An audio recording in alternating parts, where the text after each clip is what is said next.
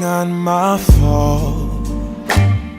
You've been lying, saying that I took away your peace. Drowning by yourself, now you wanna blame me.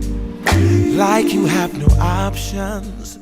I ain't take your options. Alright family, so time for a little bit of cooking. I'm gonna show you guys how I went from this beautiful piece of chuck roast and turned it into this masterpiece right here. Money shot, guys. Ultimate money shot. You did it. Money shot right there.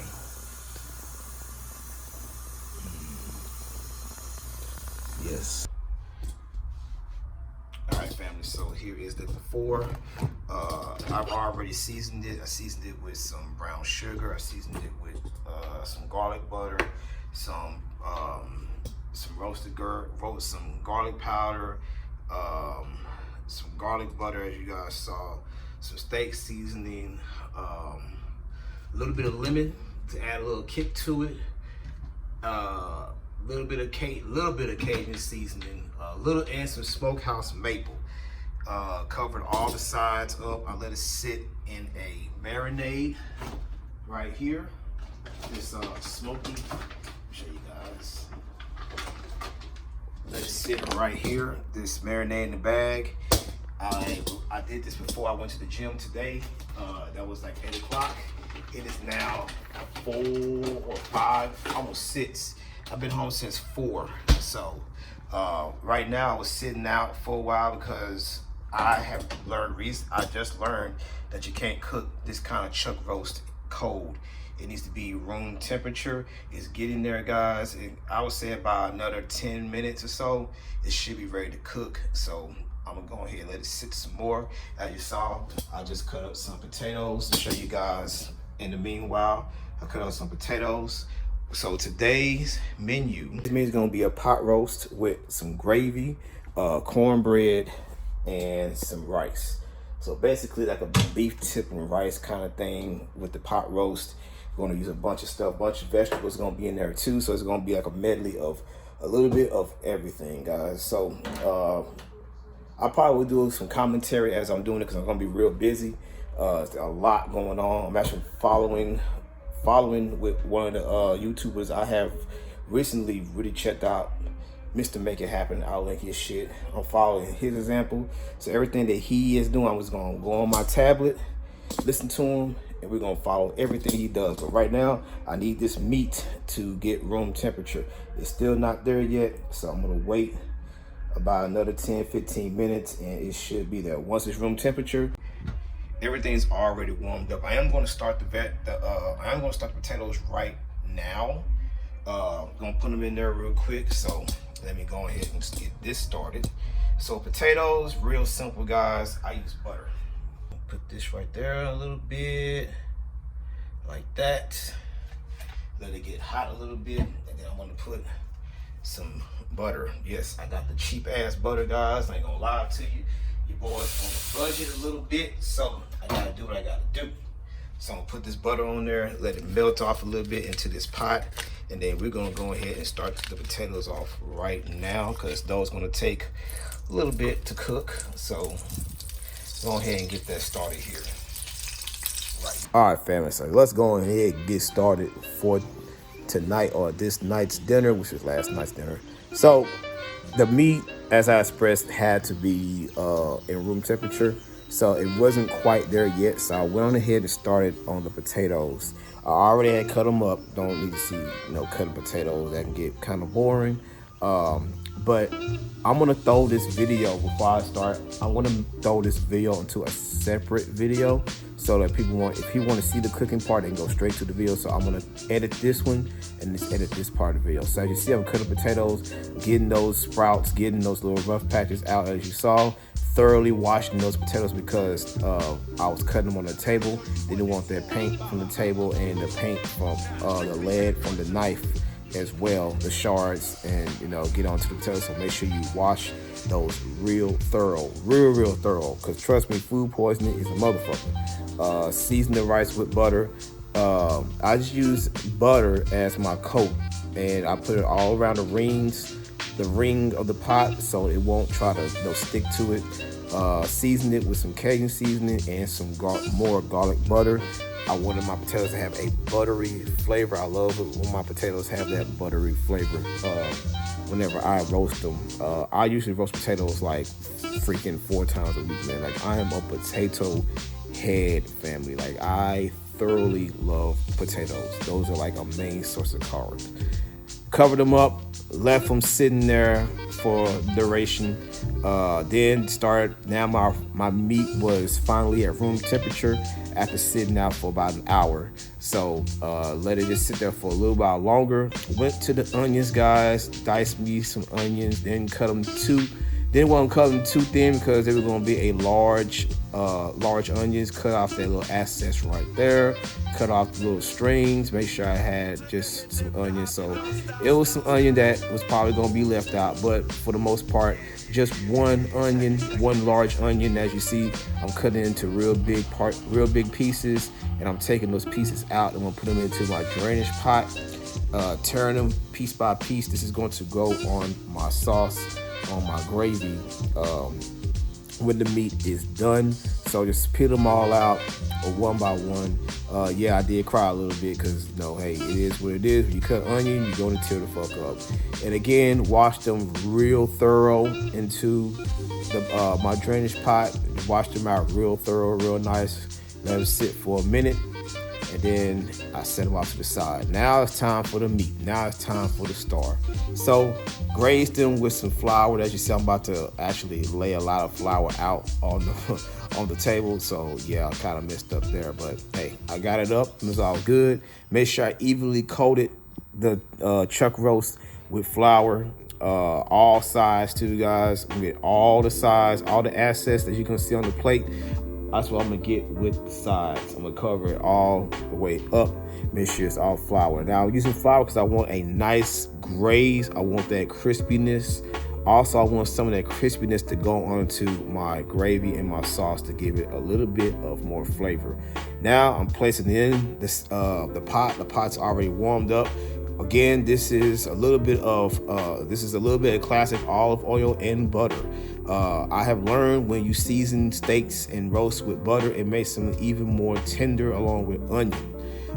As you see, I'm pressing down on it to make sure I want it to evenly cook. If you don't press down on a big part of meat like this, it's not going to cook all the way. And as you see, I could cook for about 3 to 5 minutes, and then I turn it over. Don't take long to cook this, guys. If you're pressing it down, it don't take long. You see all that crust, that even crust right there. As you saw, it had a bunch of lines onto the meat. That's what you want. You see how the lines has separated with the meat. That means it's getting cooked, it's getting ready, it's getting tender. And I threw even more butter on there to make it even more tender. Like I said, it was already marinated for 8 hours, basically, primarily 8 hours.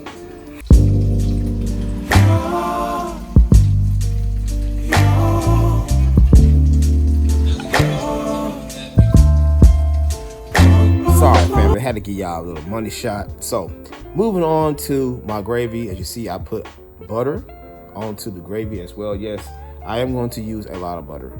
That is beef bouillon that I did not know that E acquired, and I'm glad she did, because this was a big help in making my sauce on my gravy. So put a little beef bouillon.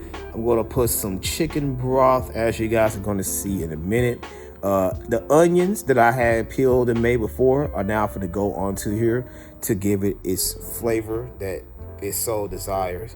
And then I want to go ahead and put the chicken broth on here. I didn't have a lot left, but I had enough to make the sauce. So basically the rest of my chicken broth, took my plastic whisk, which was huge, guys, huge, and just started whisking it around. You see it was loose, which is what I wanted right now.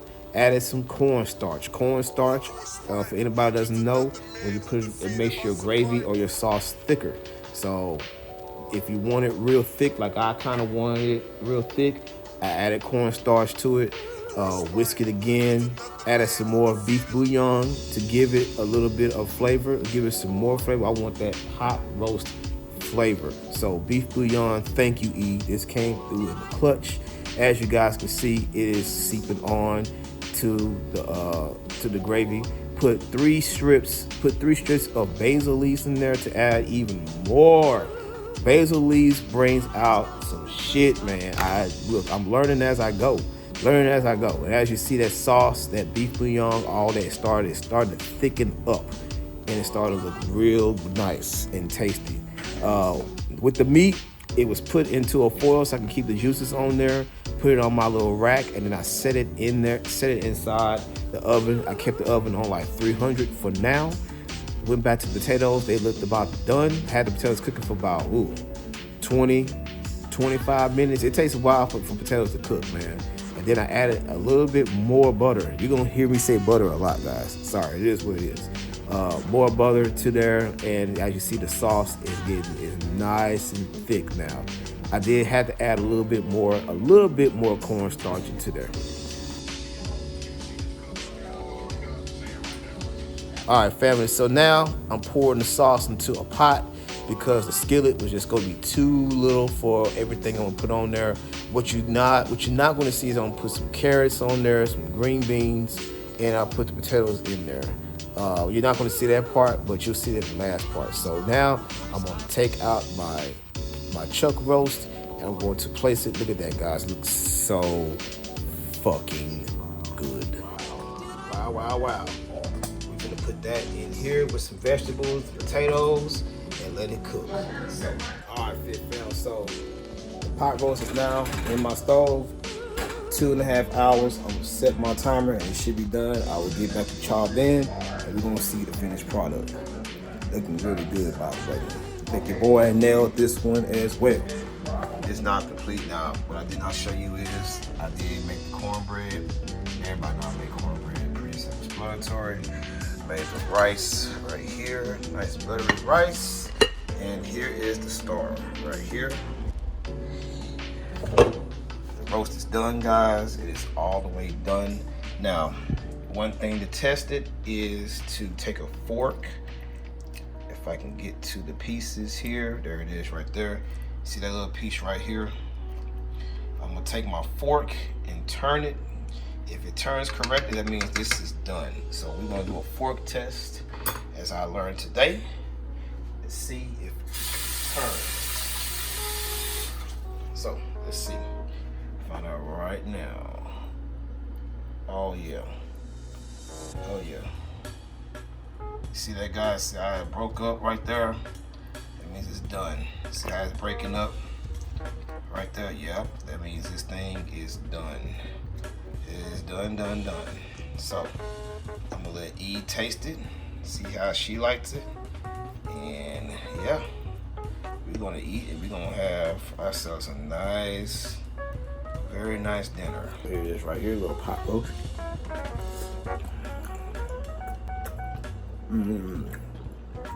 Oh yeah, this is good. Very, very good. Tasty.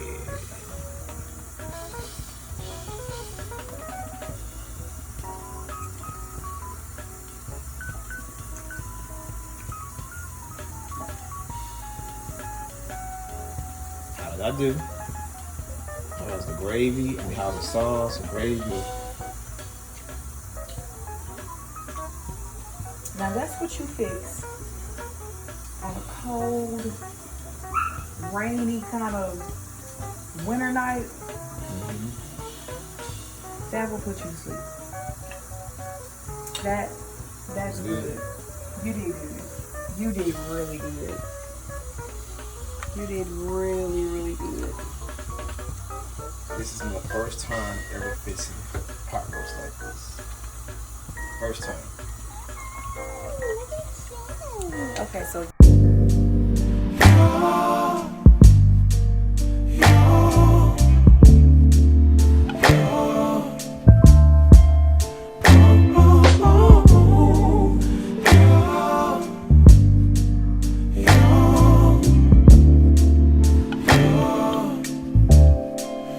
It's not my fault. You've been lying, saying that I took away your peace. Drowning by yourself, now you wanna blame me. like you have no options. I ain't take your options. Nah, I'm not the problem, man, that's on you, yeah. You've been terrorizing me, yeah, I'm always wrong. I knew you lost your mind when you dropped that bomb. Girl, are you crazy? Yeah, you must be crazy. I've been thinking lately it's you. You stole your peace, put it on me.